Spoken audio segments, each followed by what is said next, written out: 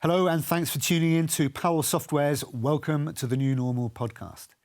Powell Software develops digital workplace solutions that improve the employee experience, helping companies write their own future of work by leveraging the talent of their entire workforce.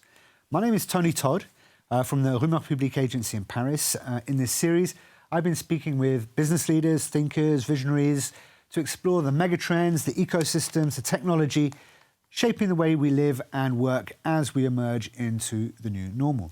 My guest today is Annabelle Roberts. Hi, Annabelle. Hi, Tony. How are you? I'm very good, very good. Great to have you with us today.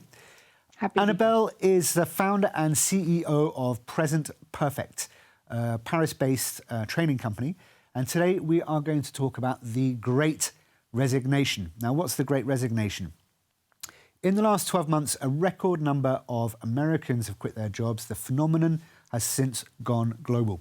Employees are dissatisfied with their working conditions, their commutes, not being offered hybrid work, not getting paid enough, and wanting to leave the drudgery of work behind them and go off and find more rewarding horizons. It's led to a talent crunch. Companies have reacted in a number of different ways to protect to attract and retain their talent. Annabelle and Present Perfect have decided that the best way to do that was to let their employees set their own salaries. Now, you heard that right. They can choose their own pay grade. Annabelle, tell me about how you and Present Perfect came to make that decision.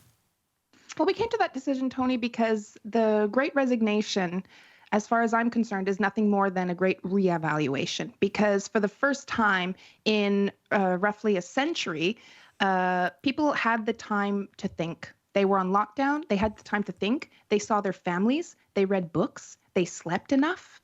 They cooked their own food. And these may sound like things that we take for granted, but they're not. You know, when you work 90 hours a week, and you're always on call and are expected to answer emails on Sunday, this is not a life. And people had the time to take a step back and say, you know what, this is not what I want. So I don't know if the Great Resignation is anything more than a great reevaluation. And so what we decided is we decided to reevaluate the relationship that we have with our employees. The people who are resigning, a lot of them, I'm sure your data will confirm, are not going to other jobs. They're starting their own companies in order to have what research shows us truly motivates employees when money is not an issue. So when you take money off the table, basically people have enough money to pay their rent, take their family on holiday, and go to a restaurant if they fancy it. What motivates them is purpose, autonomy, and the ability to hone their craft. And this is the research of Dan Pink, who wrote The Surprising Science of Motivation. And he teaches us that purpose, autonomy, and the ability to hone your craft is what motivates you. And you can't be autonomous if you can't choose your job, choose your hours, and choose your salary. This is what people are after when they leave to go and start their own company. So we decided to allow people to choose their job, choose their salary, choose their timetable. If I was to come to a job interview, I've impressed you, you say, come on board, okay, you choose your salary. And I say, okay, I want to earn €500,000 a year. Are you going to give me the job? How does it work? It depends. Are you going to generate 5, or 10 million euros of value? If that's the case, then I'll be happy to provide that for you. So there is no such thing as a free lunch, and at the end of the day, we are a business. And somebody who comes to me and says, I'm going to ask for a 30% raise, I say to them, great, show me the value that you're going to generate for that. So we had people who asked for significant raises, and I said, with great salary comes great responsibility. There's a reason that the top people in the company make the top wage. And I said, are you going to be able to generate this kind of value, this kind of value, this kind of value, this kind of value? And this person actually scaled it back a little bit, right? They were the operations person, and they said, I want to make 150K a year. I'm like, great. So for that kind of money, you're going to be responsible for the corporate accounts and you're going to sign off on them, which means that if there's an error, that constitutes fraud in which you are personally liable and can go to prison. Is that something that you want? And she was like, no, actually, I changed my mind. Have you had people wanting to be paid less or spend less time at work? Yeah, I have. I think we forget that money is not the only kind of compensation. Work from anywhere is compensation. Vacation days are compensation. Work from home whenever you want. Control how you work is compensation. So we actually had one individual who said to us, you know what? During confinement, I adored the time that I spent with my family and my kids. And I would love to be able to scale back my pay in order to scale back my responsibilities.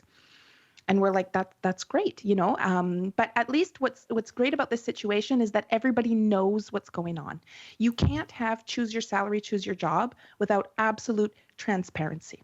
Okay. Everyone at Present Perfect knows how much everyone makes. Everyone knows how much I make. And everyone understands why those people make the biggest salaries. There's no jealousy. There's no animosity, because the highest paid people in the company clearly generate the most value. There's a bit of a taboo in traditional working environments about talking about your salary. You've broken that taboo. You have complete transparency. How has that impacted the morale of your team? It's been great. It's been great for morale because it creates a true meritocracy, and somebody who has more to give to the company is going to give it because they know that the compensation and the recognition will come with it. So it's been a fantastic boost to productivity. Okay. It's been a fantastic boost to morale because there's lots of companies that pay lip service to things like entrepreneurial spirit and people act like owners and everything. But it's not true because they're not owners, right? And at Present Perfect, the fact that you choose your salary gives you some of this responsibility of an owner. Because if you will go back to your example, Tony, when you say, yeah, I want to make 500K euro, I'm going to say to you, okay, great. But that represents the entire pay, the entire salary line on my P&L right now. So this kind of ask is going to put somebody out of a job unless you can generate 10 million euros in revenue to accompany that. So all of a sudden you have this fire under your butt and your destiny is linked to everyone else in the company, which makes us truly a team, truly a tribe. You're a small team. What, you have a dozen people in your company? Yeah, a dozen people. So that kind of transparency you talked about, the most important things being purpose, autonomy, ability to hone your craft. And you said that a lot of companies pay lip service. They talk about giving employees ownership. These are big buzzwords that we see in multinational corporations. Multinational corporations trying to give the impression or saying that they are, or making a really big effort to give their people that sense of ownership. Do you think that your approach of letting companies set their set their own pay grade and having that complete transparency, do you think that that could work in a big multinational, the LVMH or Schneider Electric, companies that have quite a conservative approach to these things and have quite conservative taboos when it comes to talking about pay grade? Do you think your approach could work in a bigger company? I think that it could, but it depends on two things. Okay. The first is that trying to do something new at a large scale is always a challenge. And as soon as you break it down into tinier morsels, it becomes a lot more feasible. For example, we notice that municipal politics are incredibly different than national politics, right? Okay. The things that a mayor is going to be able to put in place in their town is different than a president will be able to put in place in their country. The same is true for choose your salary, choose your job. If you put it into place on a team level, and that brings me to the second criteria that I think needs to be respected based on the experiment that we've done so far, which is culture. Okay. So as much as there is radical transparency about how much everybody makes, how much everybody produces, how many times people win as opposed to lose at Present Perfect, okay, there's also radical transparency about our values. So at the beginning of the interview, when you said, if I interview well and I get hired at Present Perfect, the biggest part of our interview process is testing for what your key values are, what parts of your character could potentially clash with our company culture. Okay. So our number one value is performance, and the next one is benevolence and kindness, right?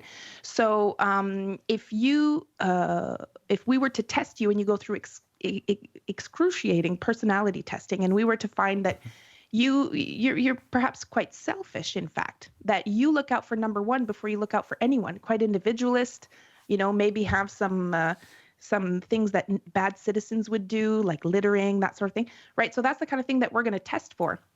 And if we see that in your personality, you're never going to make it through the door. So there has to be a clear definition of values.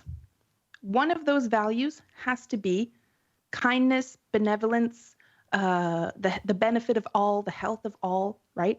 So I'm not sure companies that have notorious company cultures that are absolutely not that, and LVMH does come to mind. It's not every CEO like Bernard Arnault that not only is fiercely and notoriously competitive, but pits each of the 70 and some maisons against each other, right? This is cutthroat. So if there is one, the strategy to put it in place on a team level at a time, right? 2, benevolence and the well-being of all as a core value in that team or from that manager, because culture does come from the top, then I think it could work. By imposing transparency and by going in a direction where employees are eventually going to set their own salary and define their own job roles, but perhaps we could flip it on its head. By going in that direction, we could make multinational companies more friendly, more benevolent and kinder beings, rather than the behemoths that they are at the moment. Yeah, I think if you look at the research of people like Paul Paulson, for example, who just wrote a book called Net Positive, who's used to be the CEO, the iconic CEO of Unilever from 2009 to 2019, who writes about how the future of capitalism is kind. And I think that the Great Resignation or the Great Reevaluation has a lot to do with this. People are tired of being treated as human resources, right? So I think that happy humans choose where they live, choose how they spend their time, choose whom they spend their time with. And the more we can create working conditions that go in this direction, the less I think we will see people resigning in droves from companies. Very interesting. And if our viewers want to find out more about Present Perfect, I'm sure it's just one very short, easy Google search away, Present Perfect in Paris. Present Perfect Paris. If you just search Present Perfect, you'll have 1,000 grammar exercises on how to speak English. So Present Perfect Paris, Annabelle Roberts. Annabelle, thank you so much for speaking with us today. It's been really interesting subjects. And I will be following what Present Perfect does in the future to see how that goes. And thanks, everyone. Pleasure, Tony. Thanks again. And thanks, everyone, for tuning in. Follow us, please. Like the post. Follow us on LinkedIn. Follow us on YouTube, on Twitter. We are looking forward to having your questions and your comments. We will be back with you with another episode in 2 weeks' time. Thanks, and see you again soon. Bye-bye.